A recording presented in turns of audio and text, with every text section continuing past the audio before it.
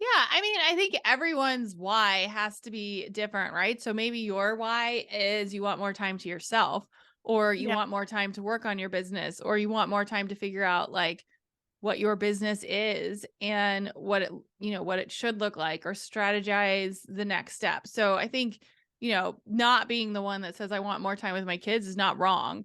Mm. It's just that it's different, than what mine is, which is totally okay. But I think the number one thing you can do when you're looking to build a business is your goal has to be more than I want to make six figures, because that's not motivating. Like, it's a number and it feels like super far away and off.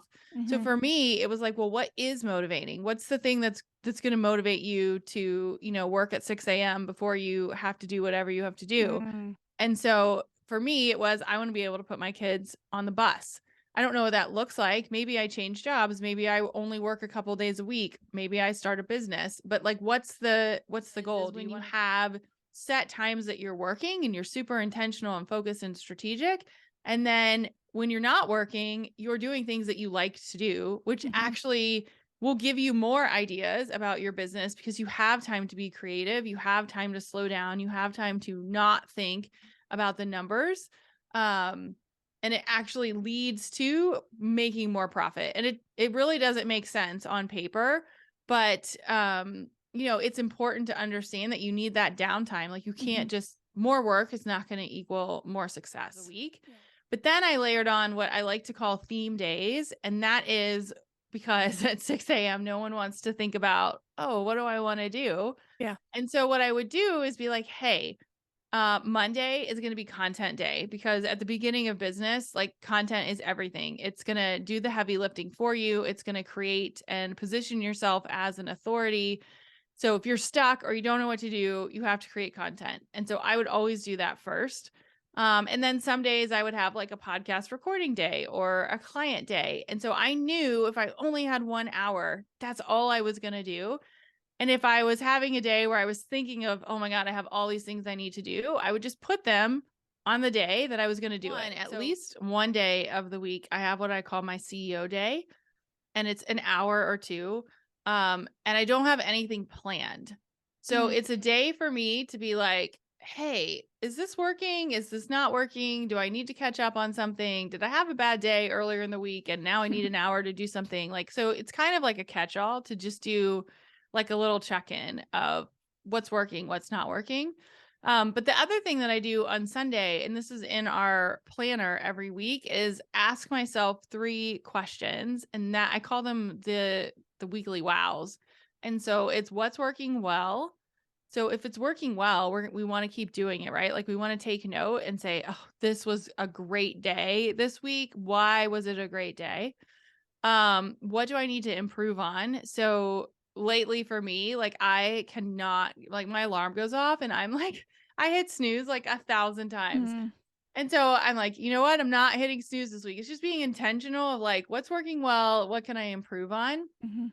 And then I like to ask myself, like, what is the thing that can make next week great?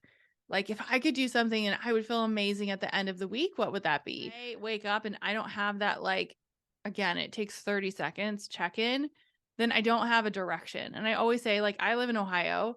And if I was, flying to, let's just say, California, because it's warm and sunny, that would be amazing. But if I didn't check the direction while I was flying, because it's like a, 5 hour flight, like, I could end up in Alaska. Doesn't mean that I'm not moving. It just means that I'm not moving in the right direction. And it's only like a couple degrees off, right? So Yeah. you have to have, I think so important that you have Yeah. those check-ins. Or you could be moving, but moving in the wrong direction. So I call it my antisocial strategy. It does not mean that I don't use social media, but we use social media in a way where it's like a magazine. So Mhm. if you're listening to this podcast or any podcast, what do? You go look that person up, right? Mhm. It's normal. Like, it's fine. So I just make sure that I have content there that aligns with what I'm speaking at, which for us personally is 95% repurposed from other areas. So I like to think of social media as like the second act. It's Mm. like the sidecar, the like the honey in your tea. Like it's just different. It's not the first thing, right? So for us, the first thing has been legacy content. And when I say legacy content, that means content that you own that is going to last forever. Yeah, so I mean, time is not something that we can create. And so I think going back to just sort of the theme is like be intentional of where you want to spend it. And going back to those weekly questions, like what's working? If you're posting and no one is liking or responding, then we need to try something else. Yeah. Like just because it worked for Sally down the street doesn't mean it's going to work for you. And I think that's what, people want, this like secret sauce answer. And I'm like, I Mhm. don't have the secret sauce answer. There is no secret sauce, but I can tell you if you're consistent with something and you're consistently asking yourself, is this working or is this not working? Then you can pivot, right? So that when you take that plane flight, you land in California and not Alaska. Mhm. So I actually have this exercise. I call it the 30-30 exercise. And it takes a minute, but you've got your help statement. And then on one side of the paper, it's like, here are 30 things that unicorn is struggling with. And then here are 30 ways that I can like magically help them. Mm. And that is going to give you, this is what I'm super passionate about. This is what I want to teach. That's going to give you your content. Mhm. And then based on that content, you can start to think about how to monetize it.